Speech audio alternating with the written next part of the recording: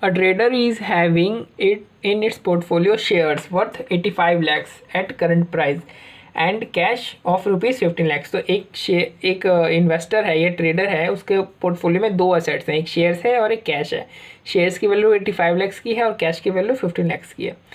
और पोर्टफोलियो का the beta of share portfolio is 1.6। Portfolio का बीटा नहीं दे रखा है ये 1.6, जो पोर्टफोलियो के अंदर जो शेयर है ना उसका बीटा दे रखा है 1.6 का बीटा दे रखा है, सिर्फ शेयर का बीटा दे रखा है, पोर्टफोलियो का बीटा नहीं है ये। पोर्टफोलियो का बीटा तो हमसे यहाँ पे पूछेगा।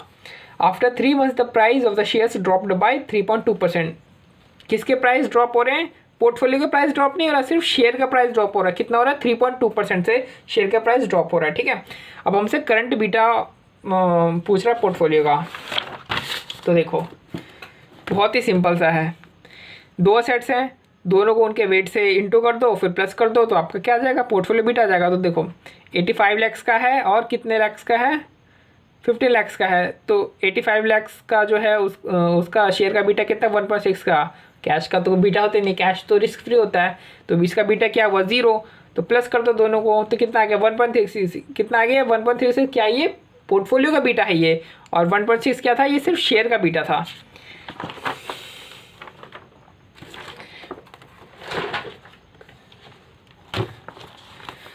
फिर कह रहा है कि हमें अब क्या डिटरमाइन करना है? पोर्टफोलियो बीटा आफ्टर 3 मंथ, यानी 3 महीने के बाद का पोर्टफोलियो बीटा। ये क्या? अभी करंट का पोर्टफोलियो बीटा है, हमें 3 महीने बाद का एक बार दोबारा से पोर्टफोलियो बीटा जो है डिटरमाइन करना है।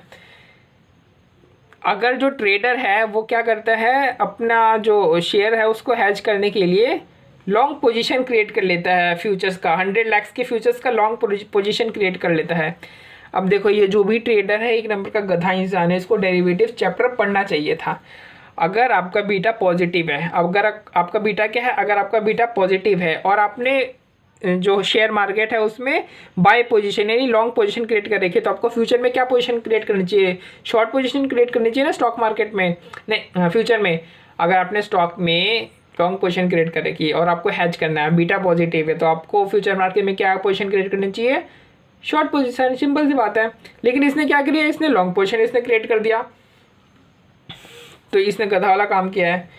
खैर इसने जो भी काम किया है उसके हिसाब से हमें कह रहा है कि पोर्टफोलियो बीटा निकाला 3 महीने के बाद का। और यहाँ पे एक बात और देखी है, नोटिस करो इसको, कि शेयर का प्राइस जो है 3 महीने में क्या 3.2% से ड्रॉप हो गया है। ये देखो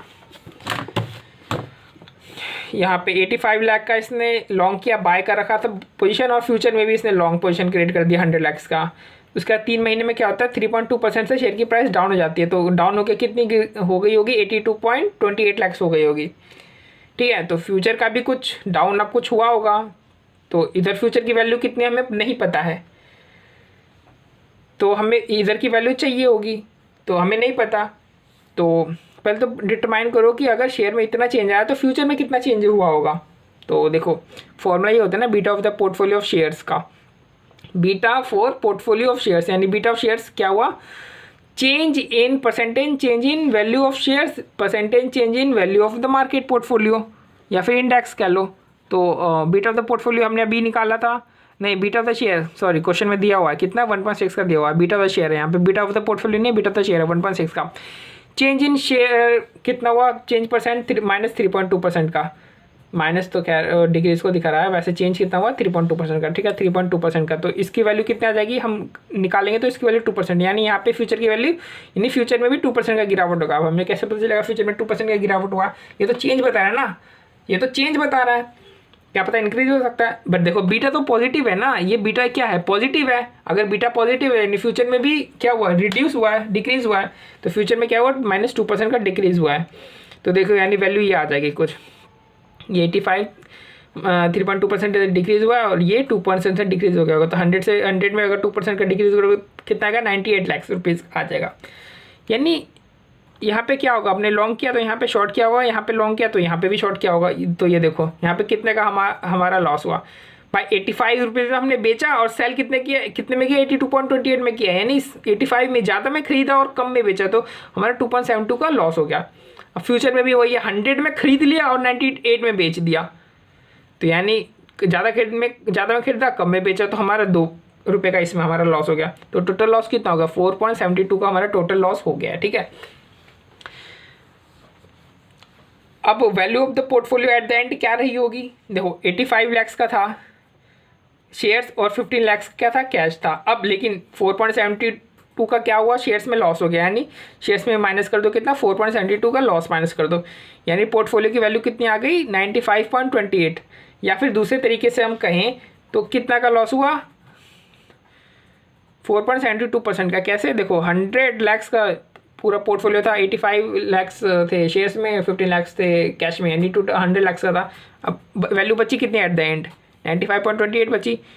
तो यानी कितना परसेंटेज का लॉस हुआ, 4.72% का हमें लॉस हो गया। तो यानी एट द एंड अगर हम देखें, एट द एंड, तो एट द एंड 3 महीने के बाद जो पोर्टफोलियो है उसमें कितना चेंज आया, 4.72 का पूरा पोर्टफोलियो में चेंज आया है। और मार्केट में कितना चेंज आया, मार्केट में 2% का चेंज आया। तो बताओ बीट ऑफ द पोर्टफोलियो क्या होगा, तो आंसर वही है, फॉर्मूला रख दो, beta of the portfolio equal to percentage change in portfolio divided by percentage change in market. तो इसका कितना पोर्टफोलियो का 4.72 और मार्केट का कितना 2%, तो बीट ऑफ द पोर्टफोलियो कितना आएगा, 2.36% आएगा, ठीक है। ये तो बहुत ही सिंपल सा क्वेश्चन है, डायग्राम के थ्रू मैंने कर दिया, बहुत ही सिंपल है, इसमें कुछ है ही नहीं। लेकिन जो इंस्टीट्यूट ने कर रखा है ना, बहुत ही घुमा फिरा के कर रखा है। इंस्टीट्यूट ने क्या कर रखा है, यहाँ पे जो लॉस है ना 4.72 का, इंस्टीट्यूट ने यहाँ पे 4.72 का लॉस माना ही नहीं। इंस्टीट्यूट ने बोला यहाँ पे लॉस हमारा सिर्फ 2.72 का होगा। क्यों, क्योंकि ये जो 2 लाख रुपीज़ का जो लॉस हो रहा है फ्यूचर में, ये अपने कैश से सेटल कर देगा, कैश से सेटल कर देगा। तो यहाँ पे कैश कितना आ जाएगा, यहाँ पे 15 की जगह कैश 13 आ जाएगा, और यहाँ पे टोटल लॉस 4.72 की जगह 2.72 आ जाएगा। यार एक ही बात है ना, आपने यहाँ से कम किया, यहाँ से भी कम कर दिया, वैल्यू तो उतनी आनी है, 95.28 ही आनी है। मैंने क्या किया, मैंने टोटल लॉस लेकर के कैश में से, कैश और शेयर्स में से मैंने लेस कर दिया, और आपने क्या किया, आपने 2.72 का लॉस आपने इसमें से लेस किया आपने, और फिर 2 का लॉस इसमें से लेस किया। फ़र्क थोड़ी कुछ पड़ा, वैल्यू ऑफ द पोर्टफोलियो तो सेम ही आ रही है। तो अगर आपने एग्जाम में लिखना है तो आपने इंस्टीट्यूट वाले तरीके से करना है कि जो इसको 2 भागों में बांट देना, एक तो 2 लाख का लॉस बांटना है, 2.72 का लॉस बन जाए। जो 2 लाख का लॉस है वो कैश में से एडजस्ट कर लेना, तो कैश की वैल्यू बैलेंस कितना बच जाएगा पोर्टफोलियो के एंड में, 13 लाख का बच जाएगा, और शेयर्स का कितना बच जाएगा, 85 माइनस 2.72 लाख, जो भी बैलेंस आएगा वो बच जाएगा। फिर आपने जो भी बैलेंस बचा होगा इन दोनों को प्लस करना है, वैल्यू ऑफ द एंड आपकी ये आ जाएगी। तो इस तरीके से आपने करना है अगर आपने एग्जाम में करना है तो। बाकी समझाने के पर्पज़ से मैंने आपको डायग्राम से अच्छे तरीके से समझा दिया है, ठीक है। बीटा उसी तरीके से निकलेगा, फॉर्मूला तो सेम ही है ना।